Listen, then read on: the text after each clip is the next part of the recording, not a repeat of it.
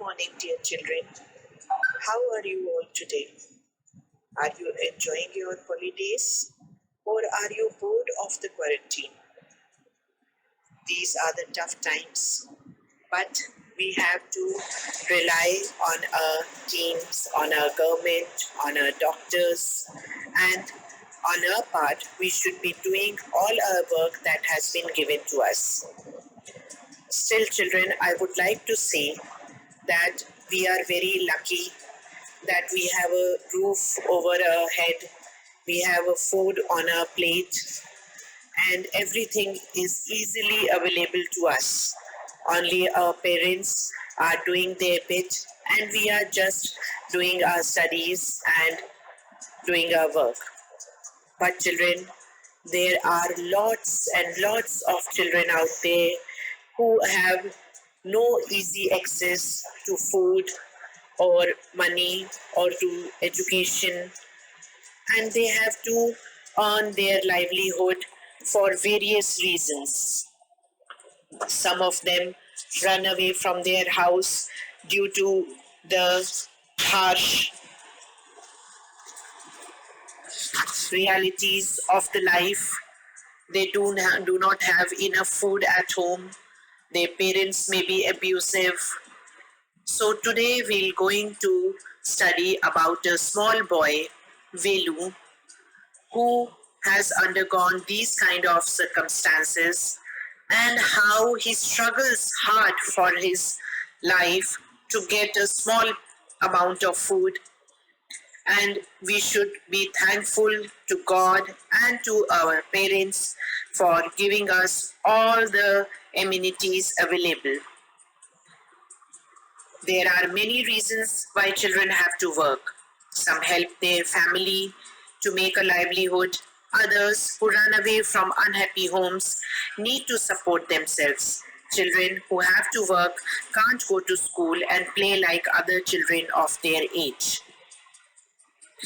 Velu, an 11-year-old boy, runs away from home. He wanders around for hours before getting on a train to Chennai without a ticket. Tired and hungry, he doesn't know where to go when a stranger at the station shouts a word of welcome. Now, the story begins when Velu reaches Chennai via Kanyakumari Express, and how does he reaches there and what happens in the station. First, we'll study this in the first chapter. When the Kanyakumari Express pulled in at Chennai Central, it took Velu some time to get off. When he finally stood on the platform, his legs felt wobbly as if he was still on a moving train. Oi, out of the way! A porter went by with a loaded trolley. Velu jumped aside. He sat on a bench on the platform, putting his small bundle down. In all his 11 years, he had never seen so many people except once a year at the fair in his village. People walked by, bumping into him with their suitcases. A voice announced something on a loudspeaker. Near him, a group of people sat on their luggage, looking at a TV hanging from the roof. The noise was terrible.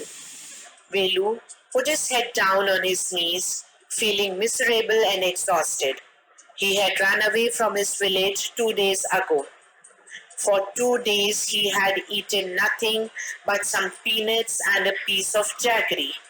In his bundle he carried a shirt, a towel and a comb. He had walked for most of the first day to Kannur and then got on the train to Chennai. Velu had no money for a ticket, but luckily the ticket collector didn't come to the unreserved compartment. He had tried to sleep on the floor near the door. A group of men next to him had played cards and shouted all night. Hey, what's new to town, huh? Called out a rough voice. Velu opened his eyes. There were a lot of people standing around, but nobody was looking at him. Hey! He turned around. Behind him was a girl around his own age. wearing a long banyan that came down to her knees. Her hair was stiff and brownish, and she had a huge sack on one shoulder. She was picking up dirty plastic cups from the floor and stuffing them into her sack. Why is she calling me? Thought Velu. And why is a girl wearing a banyan? No need to stare stupidly. What's your name? Velu, muttered Velu, looking away. So, Mr. Velu, said the girl, looking at his bundle. Run away from home? Velu didn't answer. He didn't want to tell some strange girl what he had done. He had run away because he couldn't stand his father beating for one more day. His father would snatch away all the money Velu and his sisters earned and spend it on drink. Don't think I don't know. This place is full of children like you. So what are you doing to do here? Become rich? She sat down next to him. Velu shifted away slightly. He felt hunger pinching him and pressed his stomach with a grimace. Hungry? Asked the girl. You won't get food by sitting here glumly, making faces. I can find some if you want. She picked up her sack and started to walk away. Velu stayed on the bench. What should he do? Should he follow this girl? Where was she going to take him? She was disappearing into the crowd, so he had to make up his mind quickly. All right, he decided. Anyway, I have no idea where to go. He jumped up and ran after her. She wasn't even looking back to see where he was. Good morning, dear children. How are you all today? Are you enjoying your holidays? Or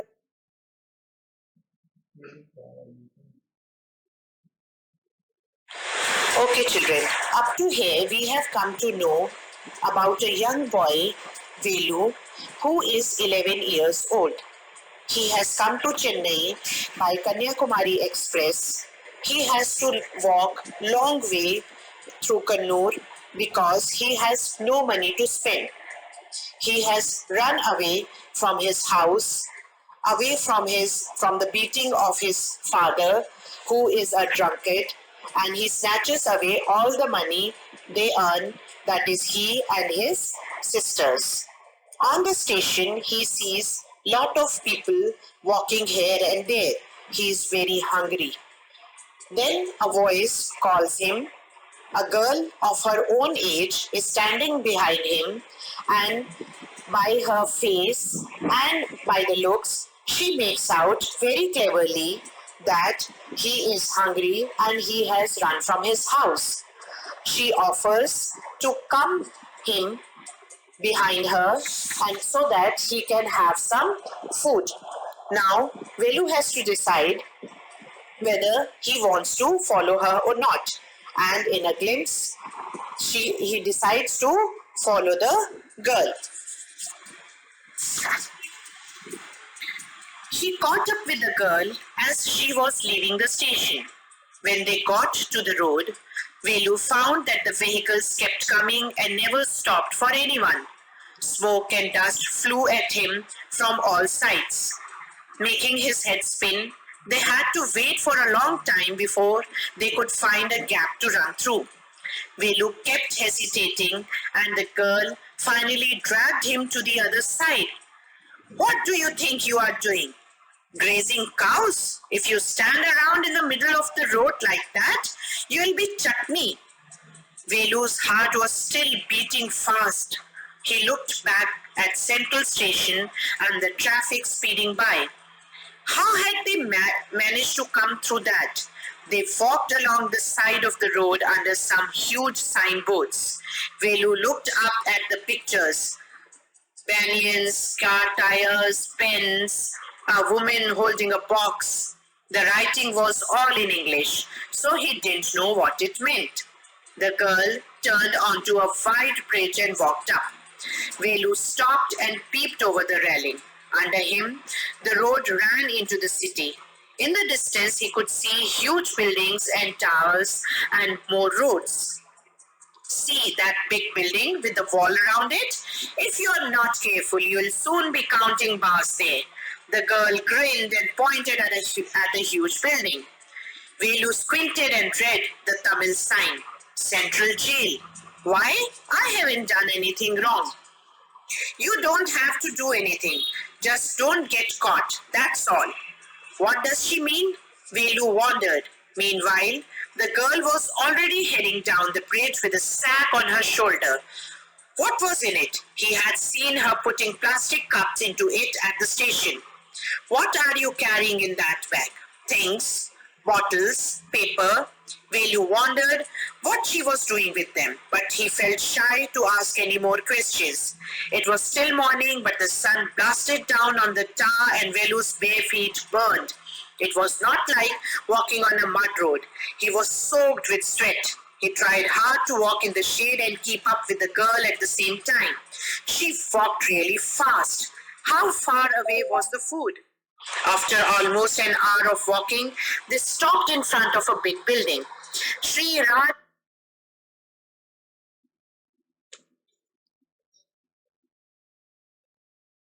Kalyana Mandapam, read Velu slowly. A sign with letters made of flowers said, Groom, J.V. Vinayagan, Bride, Rani. Velu stared at the big cars parked outside.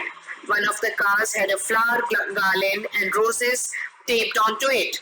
The girl looked around, pulled one off quickly, and stuck it in her hair. Come on, she said. Are we going to eat here? Asked Velu, looking at the huge hall and the people inside. Hopes, said the girl, shaking her thumb under his nose. She led him behind the hall. There was a big garbage bin overflowing with rubbish. Two goats were standing on the pile, fighting for a banana leaf. A cloud of flies buzzed around their legs. There was a rotten smell in the air. The girl picked up a squashy banana and held it out to Velu. Here's your food. Velu was shocked. Are we going to eat their leftovers? Shay, what do you think I am? A dog? I only take untouched food. Here's some more. Catch. She threw him a vada. Velu looked at it with distaste. Come on, hero, eat it. You think I like it? I told you I'll find you something to eat. Don't think I have money to buy food for you. You'd better eat what you get until you have your own money. Velu hesitated, but his stomach squeezed him again. He cut down the banana and vada. His stomach felt better immediately. He could have eaten at least 10 times more, but the girl could find only one more banana, which she ate herself. It's too early. They've only eaten tiffin. If you are still hungry, you'll have to wait for them to finish lunch. You can wait if you want. I have to work.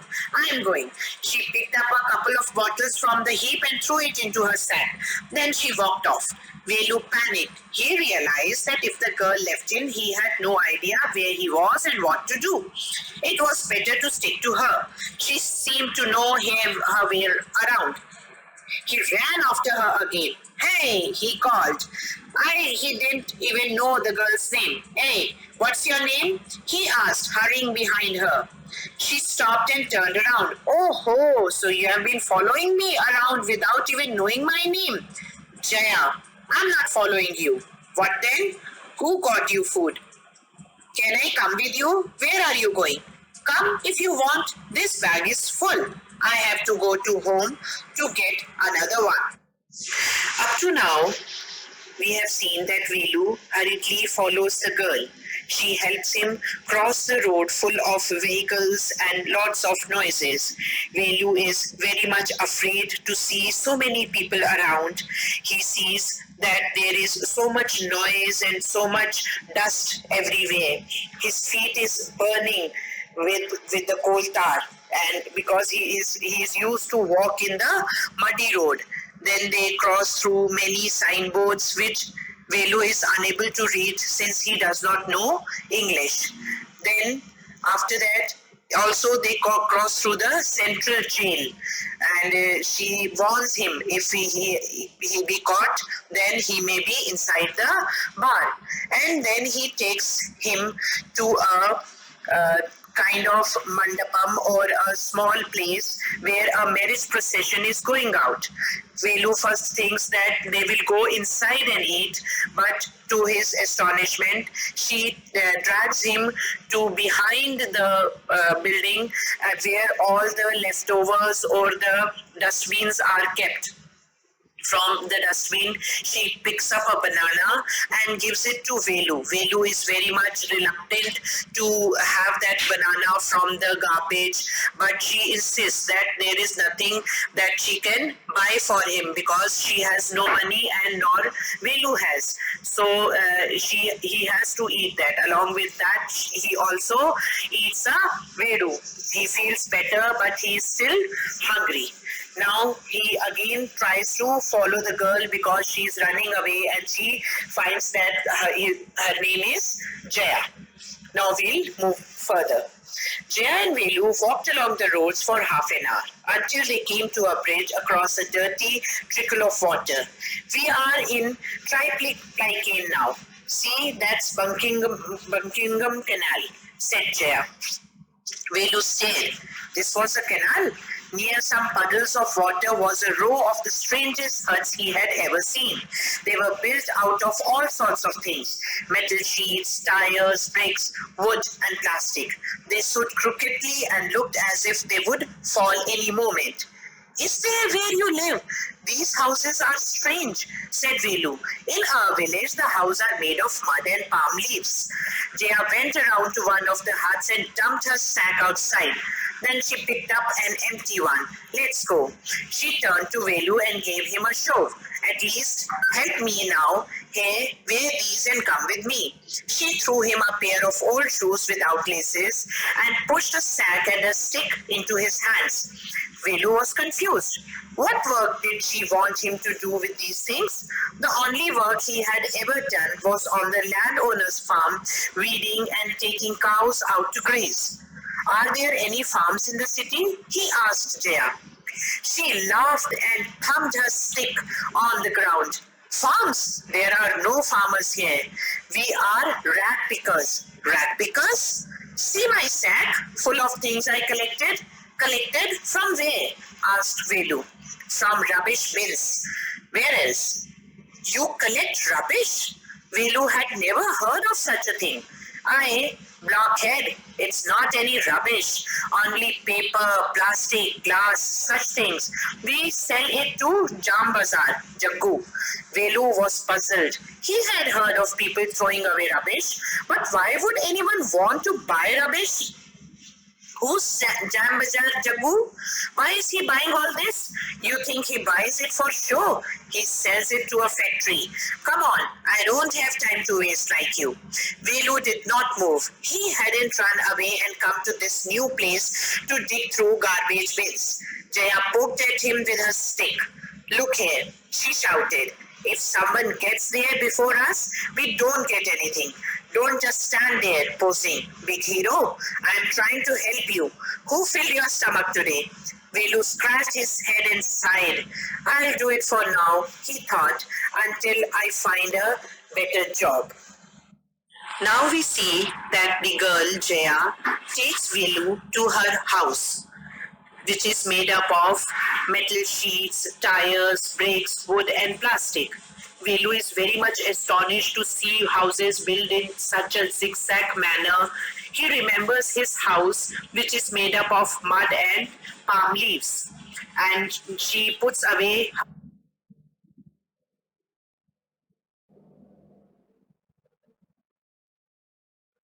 Now we see that the girl, Jaya, takes Velu to her house, which is made up of metal sheets, tires, bricks, wood, and plastic. Velu is very much astonished to see houses built in such a zigzag manner. He remembers his house, which is made up of mud and palm leaves. And she puts away her sack and then picks up another, which is empty. He gives one to Velu along with a stick and a pair of torn shoes. Now Velu is very much astonished and he cannot understand what kind of work does the girl do. He asks him about it.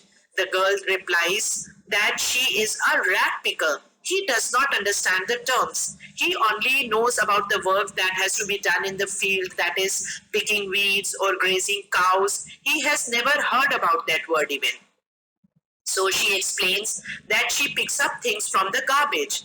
And Velu is very much astonished that why can anybody pick the things from the garbage? What will the people do with that? She tells him that she picks up the things that are made of plastics or metal or things like that, and she gives it to Jagu, who forward it to the any some factory and somewhere else, the people who come to buy it from there, so that it can be reused. Now, since Velu is not so much keen to do such kind of work. He has not come to the city to do such kind of work, but he knows he has no other choice. So he decides to follow the girl, and he starts his new day with a new life. Now, children, hope you have understood the depth or the moral of the story. That is that we as a children and living in a society, we are so blessed that we are getting educated, we have got enough food, and we sometimes we do not care of such little things around us. We are kind of thankless. But from now on, I hope you people understand the kind of struggle people go through in their daily life to earn a one day meal or even a one time meal. They do not get meals for so many continuous days. They have no access to education. They have no good roof around above their head. They have no parents to pepper them, or even if they have them, they may be leading any kind of abusive life, and they have to struggle all through their lives. So people, this is the message from the story Children at Work, and hope you all understand. Now you may do the question answers and the other things. If you are unable to understand anything, please let us know. We'll at your help. Thank you. Have a nice day.